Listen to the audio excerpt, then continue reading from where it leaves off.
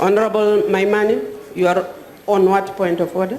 I'm rising on Rule 14K, Madam Speaker, which states that in the event of a grave disorder of the sitting, I want to understand whether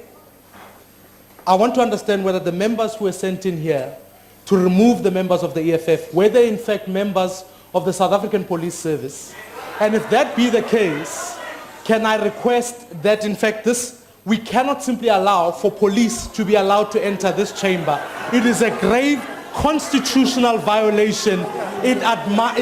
We want to be here to get the State of the Nation address, but we cannot violate this constitution of the people of this country by allowing the police in this chamber. We can't accept that. I'd like clarity on that matter, Madam Speaker.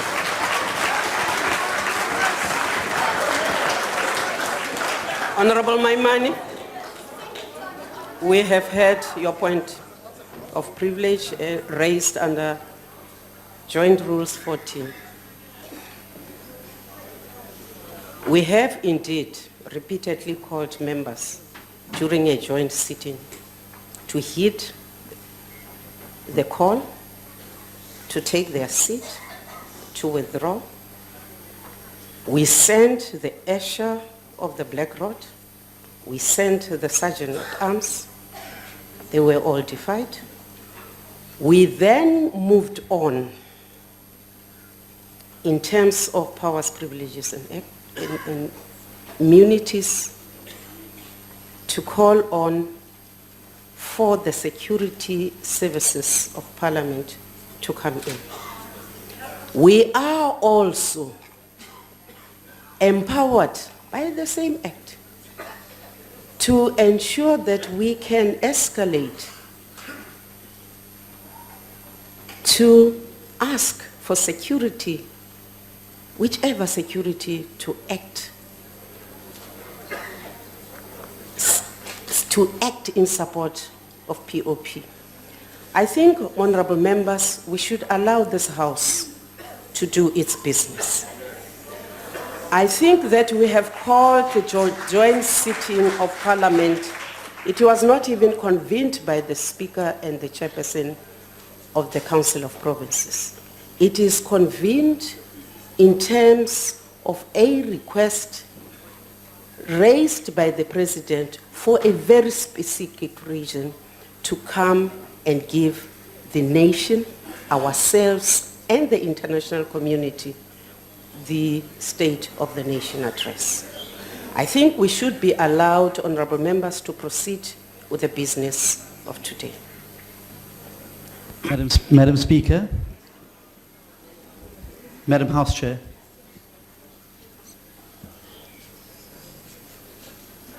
The Chairperson of the National Council of Provinces, not the House Chair. Madam, I apologize for the disrespect. The Chairperson of the National Council of Provinces. May I address you, ma'am? Thank you very much for the opportunity. Madam Chairperson, the Powers and Privileges Act indeed confers powers on you in that regard.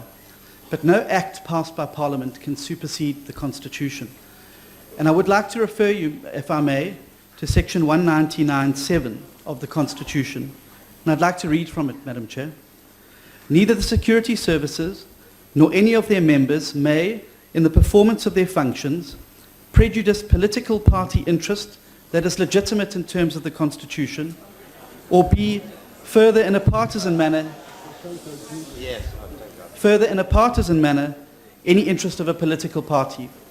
Madam Chairperson, the Honourable Maimani asked a question. He wanted to establish from you which of those members were SAPS members. What concerns me more, Madam House Chair, with respect, is that there were members with firearms that entered the sacrosanct Chamber of Parliament while it was in session. Now, I submit to you, Madam Chairperson, that this is not a state of affairs. We don't meet bad behavior with bad behavior. Now, I submit to you that that section that you've invoked is unconstitutional and incorrect, and I would ask you to make a ruling on that.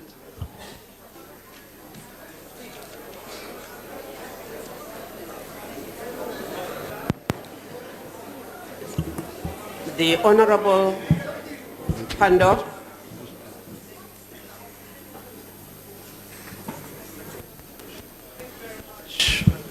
Chairperson, as the Speaker indicated at the beginning of this sitting is called by the President in terms of the Constitution. The disruption we saw was a direct violation of the Constitution. Thus, we should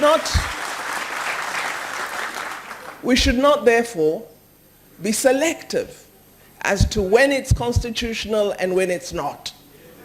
The disruption of the President delivering the State of the Nation address in a sitting called in terms of the Constitution is in itself a violation of the rules with respect to joint sittings of the House as called by the President in terms of the Constitution. I thought you knew the rules very well.